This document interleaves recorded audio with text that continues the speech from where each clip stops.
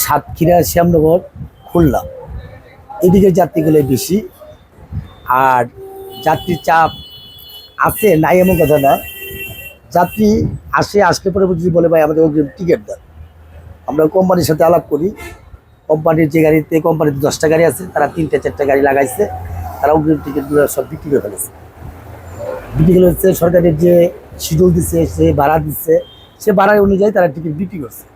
এখন আমরা হলো যা রাস্তায়, মানে এটা কমিশন কাউন্টার, এটা মালিকের কাউন্টার, আমাদের ব্যক্তিগত কমিশন কাউন্টার।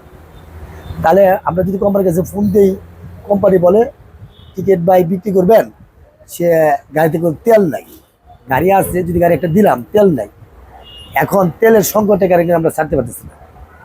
আর যদি আনলিমিটেড তেল দিয়ে দেয় ঈদের আগে, তাহলে গাড়ি থাকবে, আপনার টিকিট বেচবেন। অন্তায় তেল দিবে কি না দিবে সেটা লোক সরকার জানে, সেটা তারা আমরা জানি না।